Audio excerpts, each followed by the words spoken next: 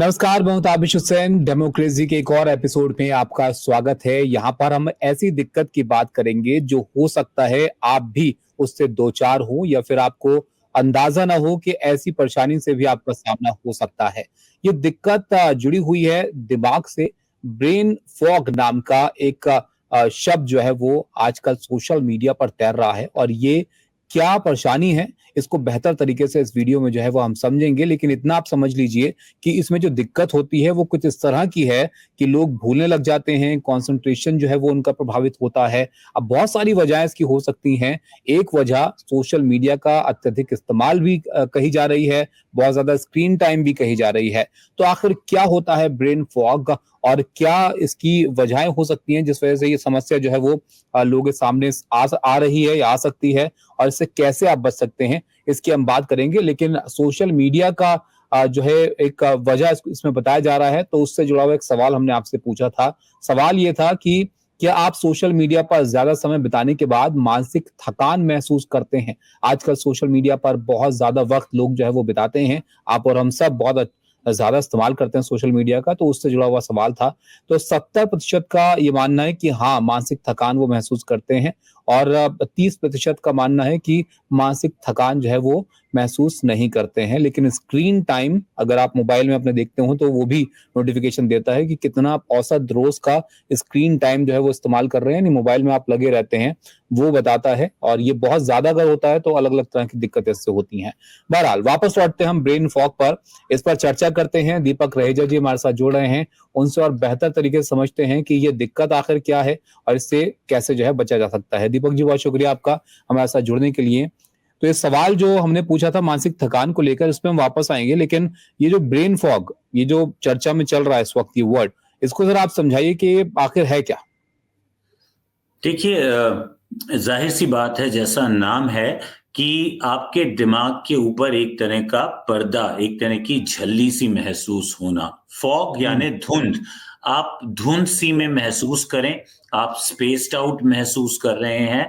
आपका दिमाग, आपको लगता है, पूरी तरह से दुरुस्त सुचारू रूप से दौड़ नहीं रहा। आप अपनी थॉट्स में फंबल करते हैं, कई बार शब्दों को ढूंढने में फंबल करते हैं। मेमोरी में आपको लगता है आप स्पेस आउट हो रहे हैं, आपको रीसेंट मेमोरी, उससे थोड़ी पहले की मेमोरी की चीजों को याद करने में दिक्कत हो रही है और अमूमन आपको एक थकावट की सी स्थिति नजर आने लगती है। आप एक धुंधलाहट से में रहते हैं, आपको ऐसा महसूस होने लगता है कि जीवन में कहीं आपकी रुचि कम हो रही है, आप माइंडफुल नहीं रह रहे, आप मूवमेंट से जुड़े नहीं रह पा रहे हैं और अक्सर आप इरिटेबल होने लगते हैं, झुंझलाने लगते हैं, बात-बात पे गुस्सा आ जाना।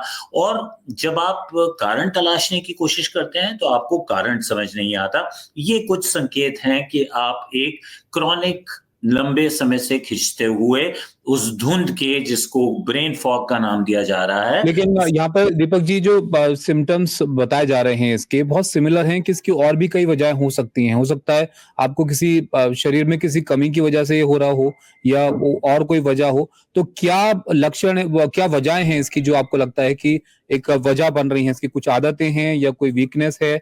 ये क्यों होता है? देखिए, इसके कई फैक्टर्स हो सकते हैं। लाइफस्टाइल, पूरी तरह से नींद का ना होना, स्लीप वेक साइकिल जब आपकी डिसरप्टेड होती है, जब आप बीच में जब कॉल सेंटर कल्चर आया था और काफ़ी यंग बच्चे जो थे, जो रात-रात भर जागते थे और दिन में सोते थे, उनको इस तरह की परेशानी आने लगी थी। जो लोग लंबे समय तक कंप्यूटर पे बैठ के काम करते हैं, जो लोग सेडेंटरी लाइफस्टाइल लीड करते हैं, कुछ शारीरिक कमियों में बी12, विटामिन बी12 की कमी के कारण, अगर आपका थायराइड में डिसफंक्शन है, उसकी कमी के कारण, कुछ ऑटो इम्यून डिसऑर्डर होते हैं, उनके अंदर आपको ब्रेन फॉग महसूस हो सकता है। फाइब्रोमाइल्जिया के अंदर आपको ब्रेन फॉग महसूस हो सकता है। कुछ ओके। और सीएनएस की बीमारियां हैं। तो इसके कई कारण हो सकते हैं, लेकिन लाइफस्टाइल से जो जुड़े कारण हैं, उसमें स्लीप वेक साइकिल का डिस्टर्ब्ड होना और लंबे समय तक कंप्यूटर पे काम करना, स्क्रीन से जुड़े रहना भी एक बहुत बड़ा कारण है। ये बहुत जो महत्वपूर्ण बात है कि स्क्रीन टाइम, मोबाइल लैपटॉप पर तो आजकल सभी लोग काम करते हैं और बहुत लंबा वक्त उस पर जो है लगाते हैं, क्योंकि आपके कोई ना कोई काम जो है उससे आजकल जुड़े होते हैं। लेकिन ये जो सिम्टम्स हैं, ये मुख्य तौर पर दीपक जी कौन से हैं जो कहे जाएँ कि ये आपका ब्रेन फॉग हो सकता है? क्योंकि ये हो सकता है कि आप में कॉन्फिडेंस की कमी हो इसलिए आपको डिसीजन ना ले पा रहे हों, या हो सकता है कि आपको कोई जानकारी ना हो इस बारे में इसलिए आप जो है तय ना कर पा रहे हों। ये और भी वजहें हो सकती हैं। वो कहते हैं ना, गूगल पे आप कुछ भी सर्च करो तो वो कैंसर बता देता है उसको। तो ये ना हो, इसके क्या लक्षण जो है माने जाएँ कि चलिए ये ब्रेन फॉग है, बाकी कोई और देखिए, दिक्कत भी हो एक लंबे समय तक हुँ, आपको लगे कि अगर आपकी कंसंट्रेशन और हुँ, अटेंशन स्पैन गड़बड़ा रहा है, आप अक्सर चीज़ों को बात करते-करते भूल जाते हैं। हुँ, आपको लगे कि आप जुड़े हुए हैं और कहीं फिर भी अपने एनवायरनमेंट से स्पेस्ड आउट फ़ील कर रहे हैं, पूरी तरह कनेक्टेड महसूस नहीं कर रहे हैं। हुँ, तो ये एक अक्सर अंदेशा होता है कि आपकी, क्योंकि देखिए हम ब्रेन फॉग जब धुंध की बात कर रहे हैं तो वो हुँ, धुंध दर्शाता है प्राइमरली आपकी कॉग्निटिव डोमेन्स को, और हुँ, कॉग्निटिव डोमेन का अर्थ है कि आपकी सबसे पहले जो अफेक्ट होगी वो अटेंशन और कंसंट्रेशन होगी, हुँ, जिसके जैसा मैंने कहा और भी कई कारण हैं, और दिमागी बीमारियां हैं जैसे एंजाइटी डिसऑर्डर्स हैं, डिप्रेशन है, उसके अंदर भी आपको ब्रेन फॉग महसूस हो सकता है।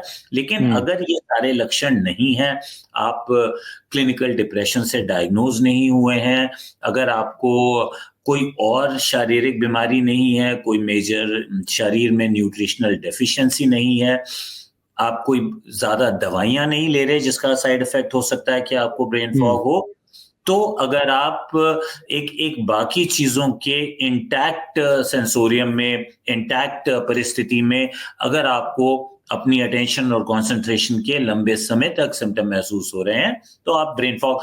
बच्चों में अच्छा बड़े जी, होते हुए भी एक बीमारी जी, होती है जिसको एडीएचडी कहते हैं, हुँ, attention deficit hyperactivity disorder, जो हुँ, अक्सर एडल्ट्स में जाके हाइपर एक्टिविटी कम हो जाती है और उसका स्वरूप एडीडी, अटेंशन हुँ, डेफिसिट डिसऑर्डर के रूप में आता है। हुँ, वहां भी आपको ब्रेन फॉग के लक्षण महसूस होते हैं, लेकिन उसके साथ जी, साथ और भी कई लक्षण होते हैं जो सामने होते हैं। अगर जी, सिर्फ आपकी अटेंशन और कंसंट्रेशन इम्पेयर हो रही है और आपको एक स्पेस्ड आउट फीलिंग आती है, जो कि बहुत एक यूनिक फीलिंग है, जिसे कहते हैं कि wearer knows where and how the shoe pinches, तो जिसके साथ हुँ, हो रहा होता है वो झट से रिलेट कर लेगा और उसे समझ में हुँ। आएगा कि हम क्या कह रहे हैं, तो वो ब्रेन फॉग का चलिए, तो खास। दीपक जी ये तो समझ में आ गया क्या ब्रेन फॉग यहाँ पर हो सकता है और क्या इसके लक्षण हो सकते हैं।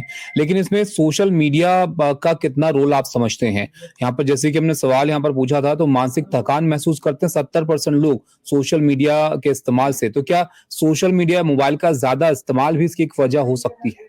देखिए, बिल्कुल दुरुस्त आपने फरमाया कि सोशल मीडिया का इस्तेमाल जो है आपके ब्रेन को एक लंबे समय तक जब आप इस्तेमाल करते हैं तो वो एग्जॉशन की स्टेट में जाता है। हुँ, सोशल मीडिया में क्योंकि हमारा अटेंशन स्पैन कम होता जा रहा है, हम पहले पॉडकास्ट पे थे, अब हम रील्स पे आ गए हैं, शॉर्ट्स पे आए, फिर हम रील्स पे आ गए हैं।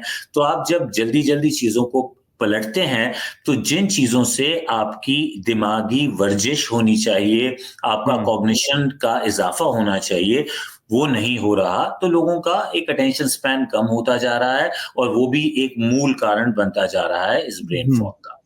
अच्छा, क्योंकि दीपक जी अब सोशल मीडिया का इस्तेमाल आप मोबाइल पे ही करते हैं। मोबाइल पे बहुत सारी चीज़ें आपके सामने होती हैं। एक वजह यहाँ पर तुलना भी जो है वो बताई जा रही है कि क्या आप दूसरों को देखकर तुलना करते हैं, अपने आप को बहुत ज़्यादा स्ट्रेस आउट कर लेते हैं, बहुत सोचने लग जाते हैं, तो इसका भी असर पड़ता है। तो क्या आपको लगता है कि मोबाइल का बहुत ज़्यादा इस्तेमाल दिमाग को कमज़ोर कर सकता है, अलग-अलग तरह से? देखिए, कमज़ोर एक कारण आपने ये बताया कि हुँ, भला उसकी कमीज़ मेरी कमीज़ से सफ़ेद कैसे? तो जी। सोशल मीडिया पे जब हम हुँ, किसी का जीवन देखते हैं, तो ऐसा लगता है कि उसका जीवन जो है वो एक पोस्ट कार्ड है, पिक्चर परफेक्ट है। हुँ, उसकी उसकी हॉलिडेज़ भी बहुत सुंदर लगती हैं, उसका घर भी बहुत सुंदर लगता है, उस व्यक्ति का परिवार भी बहुत सुंदर लगता है, और कहीं वो आपके अंदर एक हीन भावना लाने लगता है हुँ, कि आपको एक कंपैरिज़न का भाव आ जाता है। हुँ, आपको बार-बार ये लगता है कि वो शायद आपसे ज़्यादा सुखी है, और हुँ, जब आप मल्टीपल लोगों को इस तरह से सोशल मीडिया पे देखते हैं, आप भूल जाते हैं कि वो अपने जीवन के वो दृश्य वहाँ पे लगाते हैं जो कि पिक्चर परफेक्ट है। ये समझना बहुत ज़रूरी है कि हुँ, किसी का भी जीवन पिक्चर परफेक्ट नहीं होता। उसके लिए हमें संघर्ष करना पड़ता है और और धीरे-धीरे अपने जीवन जी, को बेहतर करना पड़ता है। एक और वजह ये भी है दीपक जी कि क्योंकि एक एडिक्शन सा एक लोगों को हो गया है, ये भी कहा जा रहा है कि आप एक बार अगर मोबाइल में आप कुछ देखने लग जाएँ, तो लोग घंटों देखते रह जाते हैं, रील्स वगैरह स्क्रॉल करते रह जाते हैं, आपका वक़्त उसमें बर्बाद होता है। अब तो ये ब्रेन फॉग जैसी बात आ रही है कि आप अब बहुत ज़्यादा इन्वॉल्व हो जाएँगे, तो आप ज़ाहिर तौर पर अब उस लिहाज से एक्टिव नहीं रह पाएँगे जितना आपको रहना है। तो ये एक एडिक्शन नुकसान पहुँचा रहा है? ये एडिक्शन भी नुकसान पहुंचा रहा है और जो मल्टीटास्किंग आप करने का प्रयास करते हैं, हुँ, जैसा मैंने पहला कहा कि वो मल्टीटास्किंग आपके कॉग्निशन में, आपकी सोच में, आपके हुँ, सोचने की क्षमता में जो इजाफा करना चाहिए वो नहीं कर पाती। ऑन द हुँ, कॉन्ट्री आपकी सोच श्रंक हो रही है, वो हुँ, कमजोर होती जा रही है और आपका अटेंशन स्पैन कम होता चला जाता है। हुँ, तो आप शुरू करते हैं कुछ कंटेंट वॉच करने से और 1 घंटे बाद देखते हैं कि आप कहीं से कहीं पहुँचे हुए हैं। आपको लगता हुँ, है कि आप इन्फॉर्मेशन ले रहे हैं, पर ये जो हुँ, जो जो न माइक्रो इन्फॉर्मेशन ओवरलोड आप अपने अंदर डाल रहे हैं, जो हुँ, रियल सेंस में आपकी इन्फॉर्मेशन का इज़ाफ़ा नहीं कर रहा, वो आपके दिमाग को कहीं एक एग्ज़ॉशन की स्थिति में ले जाता है और आप हुँ, 1 घंटे बाद, डेढ़ घंटे बाद ये देखते हैं कि आप कहाँ से शुरू हुए और फिर कहाँ से आप कौन-सी पॉलिटिकल डिबेट देखते हुए किस जियोपॉलिटिकल मुद्दे पे चले गए और फिर वहां से कहाँ स्पिरिचुअलिटी और गीता का पाठ मतलब करने लगे। बेफज़ूल में वक़्त बर्बाद करना, हर लिहाज से एक तो आपके वक़्त की बर्बादी है और दूसरा ये दूसरी तरह से आपको नुकसान पहुँचा रहा है। तो यहाँ पर ये मानसिक तनाव और ये ब्रेन फॉग, इससे बचने के लिए क्या करना चाहिए फिर? देखिए, बहुत ज़रूरी है कि आपको अपनी लाइफ़स्टाइल में एडजस्टमेंट करना होगा। हुँ, आपको सोशल मीडिया को, इंटरनेट को, स्क्रीन टाइम को लिमिट करना होगा। अगर आप लिमिट नहीं कर सकते हैं, अगर आपका जॉब है कि आपको उस पे बैठे रहना है, तो थोड़ी-सी फ्रीक्वेंट ब्रेक्स दीजिए, हुँ, हाइड्रेटेड रहिए, पानी खूब पीजिए, अपनी स्लीप वेक साइकिल को डिस्टर्ब मत करने दीजिए। एक्सरसाइज ज़रूर कीजिए, आपका हुँ, न्यूट्रिशन अच्छा होना चाहिए, जिसमें हर तरह के न्यूट्रिएंट्स हों, किसी हुँ, चीज़ का अभाव ना हो, एक बैलेंस्ड डाइट आप लें और एक व्यवस्थित रूटीन में रहें। अक्सर जो लोग लंबे समय तक स्क्रीन पे बैठते हैं, हम उन्हें कहते हैं कि 20-20-20 का जो है फ़ॉर्मूला अपने पे लगाइए। हर 20 हुँ, मिनट बाद 20 फीट दूर देखिए और 20 सेकंड तक उसको देखते रहिए, ताकि हुँ, एक से आपको ज़्यादा ना सही थोड़ी ब्रेक तो हुँ, मिले। जब वो थोड़ी-थोड़ी ब्रेक आप बीच में लेते रहेंगे, तो आप देखेंगे कि आपके ब्रेन को कहीं वो जो हुँ, मोनोटनी है, वो मोनोटनी आपके ब्रेन को धीरे-धीरे, धीरे-धीरे एक तरह से क्षीण करती जाती है, हुँ। आपकी सोच को कहीं विलंबित करती जाती है and which is not good जी। For your brain. तो अपने मतलब ब्रेन को आसान आसान देखिए। भाषा में अगर आसान शब्दों में आसान तरह से समझें इसको दीपक जी तो जैसे कहते हैं कि आपकी डाइट जो है उसमें तमाम सब चीजें जो है वो होनी चाहिए